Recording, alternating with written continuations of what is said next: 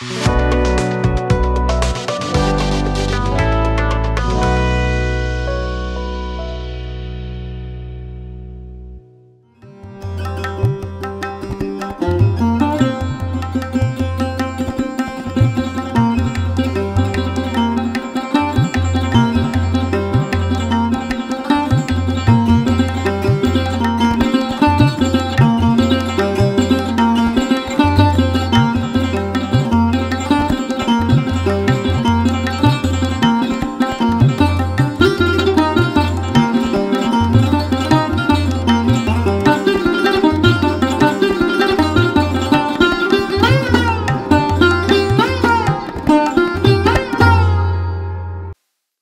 जीशु ख्रीष्ट अति बहुमूल्य नाम प्रभु दास भाव में संपर्क इंडिया द्वारा प्रस्तुत कार्यक्रम नुआ सकाल आशार आज अध्याय मुझे स्वागत जनाए।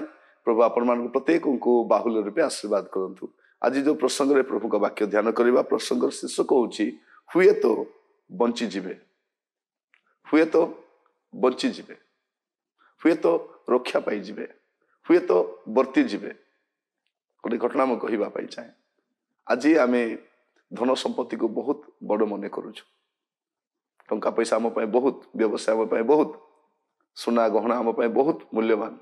किंतु सिफोनियो पुस्तक लिखा जाउछि तार 1:18 पदरे पुणी सदाप्रभु को क्रोधर दिन में सेमानकर रूपा किंवा सेमानकर सुना सेमानक उद्धार करि पारिबो नाही, मात्र ताहांकर अंतर्जला रूप अग्नि रे समुदाय देश ग्रासित हबो।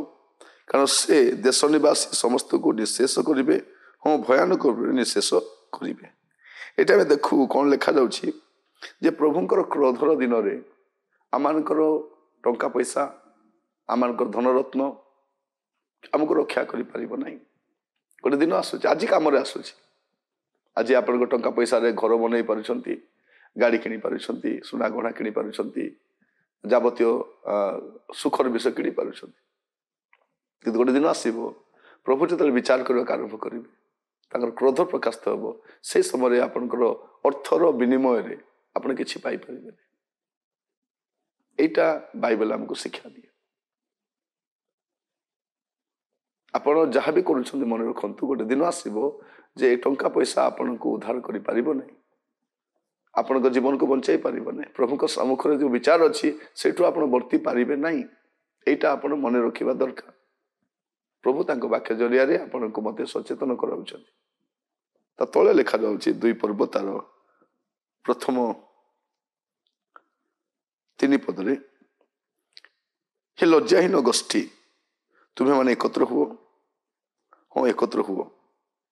आज्ञा सफल हेबा पूर्वे, दिन तुष पर उड़ी जीवा पूर्वे, सदाप्रभु को प्रचंड क्रोध तुमको पर आसीबा पूर्वे, सदाप्रभु को क्रोधर दिन तुमको पर आसीबा पूर्वे एकत्र हुओ। बारंबार लिखा जाउछि से दिन आसीबा पूर्वे, से दिन आसीबा। देखंतु आज्ञा सफल हेबा पूर्वे, दिन तुष पर उड़ी जीवा पूर्वे, सदाप्रभु को प्रचंड क्रोध तुमको ऊपर आसीबा पूर्वे, सदाप्रभु को क्रोधर दिन तुमको ऊपर आसीबा पूर्वे एकत्र हुओ।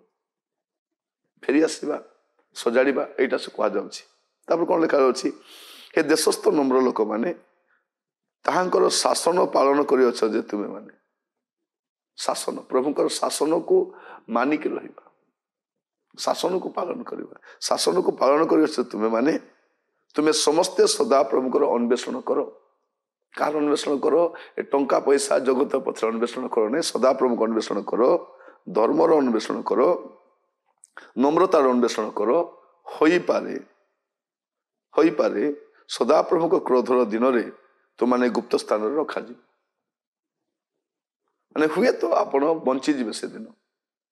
टंका पैसा बंचाइब नहीं जदि बेल थाउ थाउ आपण कौन करिवे? सदा प्रभु को अन्वेषण करिवे, धर्मर अन्वेषण करिवे, नम्रतार अन्वेषण करिवे। होई पारे वर्ती जीवे। एटा रेप्चर विषय कहा जाए। गुप्त स्थान रे रखा जीव। जगत ऊपर जो विपत्ति आसुची, जो दंड आसुची, जो भयंकर परिस्थिति आसुची, होई पारे आपण बंची जीवे, होई पारे आपण वर्ती जीवे, होई पारे आपण रक्षा पाई जीवे। केमिति? जदि बेल थाउ थाउ प्रभु को कति की फेरी आसीबे, अनुतप्त हेबे, क्रंदन करिवे, विलाप करिवे, प्रभु कहिबे लॉर्ड आई एम सॉरी, आपण को टंका पैसा दरकार नै। टंका पैसा विनिमय जगत सुख किनी पारिबे, କିନ୍ତୁ ସ୍ୱର୍ଗ କିଣିପାରିବେନି। ଟଙ୍କା ପଇସାର ବିନିମୟରେ ଆପଣ ଯାବତୀୟ ଜିନିଷ କିଣିପାରିବେ, ଈଶ୍ୱରୀୟ ଶାନ୍ତି କିଣିପାରିବେନି, ଈଶ୍ୱରୀୟ ସୁଖ କିଣିପାରିବେନି। ସେଟା ଦେଖିବେ ଅନେକଙ୍କ ପାଖରେ ଧନରତ୍ନ ସବୁ ଅଛି, ସୁଖ ନାହିଁ, ଆନନ୍ଦ ନାହିଁ, ପ୍ରଭୁଙ୍କର ଉପସ୍ଥିତି ନାହିଁ। ଅଭିଷେକ ତ ପଇସା ଦେଇ କିଣିପାରିବେନି, ଐଶ୍ୱର୍ଯ୍ୟ ସୁସ୍ଥତା ପଇସା ଦେଇ କିଣିପାରିବେନି। ଆମେ ଭାବୁଛୁ କ'ଣ ଆମେ ପଇସା ଦେଇ ପ୍ରାର୍ଥନା କରିବା ଦ୍ୱାରା ପ୍ରଭୁ ସୁସ୍ଥ କରୁଛନ୍ତି? ନାହିଁ, ପଇସାଟା ପ୍ରଭୁ ନେଉନାହାନ୍ତି, ପ୍ରଚାରକ ନେଉଛନ୍ତି। ପ୍ରଭୁ ସୁସ୍ଥ କରିବା ପାଇଁ ପଇସା ନିଅନ୍ତିନି। ସେ ତ ଦୟାମୟ ପରିବେଶ, ଦୟା କରୁଛନ୍ତି। ଆପଣ ଭାବନ୍ତୁ ନାହିଁ ଯେ ମୁଁ ପଇସା ଦେବା ଦ୍ୱାରା ପ୍ରଭୁ ମୋତେ ଦୟା କରୁଛନ୍ତି। ଆପଣ କେତେ ଦେଇ ପ୍ରଭୁଙ୍କର ଦୟା ପାଇପାରିବେ, ଫେଭର ପାଇପାରିବେ, ଏଇଟା ଆପଣ ଭାବନ୍ତୁ ନାହିଁ। ତ ଯଦି ଆପଣ ଆଜି ବେଳ ଥାଉ ଥାଉ ଜୀବନକୁ ସଜାଡ଼ିବେ, ଅବାଟରୁ ଫେରି ଆସିବେ, ଦୁଷ୍ଟତାରୁ ଫେରି ଆସିବେ, ହୋଇପାରେ ହୁଏତ ଆପଣ ବଞ୍ଚିଯିବେ, ରେପ୍ଚରରେ ଆପଣ ଚାଲିଯିବେ, ମେଘମାଳାକ ନୀତ ହେଇଯିବେ, ଗୁପ୍ତ ସ୍ଥାନ ରଖାଯିବେ। ଆଗାମୀ ସମୟରେ ପୃଥିବୀରେ ଯେଉଁ ଦଣ୍ଡ ଆସୁଛି ମନୁଷ୍ୟର ପରିକଳ୍ପନାର ବାହାରେ। ମନୁଷ୍ୟ କେବେ ସେ ପ୍ରକାର ଦଣ୍ଡ ଦେଖିନାହିଁ, ସୃଷ୍ଟିର ଆରମ୍ଭରୁ କେବେ ସେ ପ୍ରକାର କଷ୍ଟ ଆସିନାହିଁ। ଲୋକମାନେ ନୋହଙ୍କର ସମୟରେ ଘଟଣା ଦେଖିଛନ୍ତି, ଲୋଟଙ୍କ ସମୟରେ ଘଟଣା ଦେଖିଛନ୍ତି, ଅନେକ ଭୂମିକମ୍ପ ଦେଖିଛନ୍ତି, ଅନେକ ପ୍ରକାର ମହାମାରୀ ସୁନାମି ଦେଖିଛନ୍ତି। ଗତ ଦିନମାନଙ୍କରେ ଆମେ କରୋନାର ପ୍ରକୋପ ବି ଦେଖିଛୁ। କିନ୍ତୁ ଆଗାମୀ ସମୟରେ ପ୍ରଭୁଙ୍କର ଯେଉଁ ଦଣ୍ଡ ଆସୁଛି, ସେ ଦଣ୍ଡ ଆପଣଙ୍କର ଚିନ୍ତାର ବାହାରେ। ଯଦି ଆଜି ଆପଣ ପ୍ରଭୁଙ୍କ କତିକି ଫେରି ଆସିବେ, ହୋଇପାରେ ଆପଣ ବଞ୍ଚିଯିବେ। ବେଳ ଥାଉ ଥାଉ ଆପଣ ଜୀବନକୁ ସଜାଡ଼ିବା, ପ୍ରଭୁଙ୍କ କତିକି ଫେରି ଆସିବା, ତାଙ୍କୁ କହିବା ପ୍ରଭୁ ମୋତେ ଦୟା କର। ପ୍ରଭୁ ନିଶ୍ଚୟ ଆପଣଙ୍କୁ ଦୟା କର। ଆସନ୍ତୁ ଚକ୍ଷୁ ବନ୍ଦ କରିବା, ପ୍ରାର୍ଥନା କରିବା। ଅନୁଗ୍ରହକାରୀ ପିତା ପରମେଶ୍ୱର, ଆମେ ଆପଣଙ୍କ କତିକି ଆସୁଛୁ।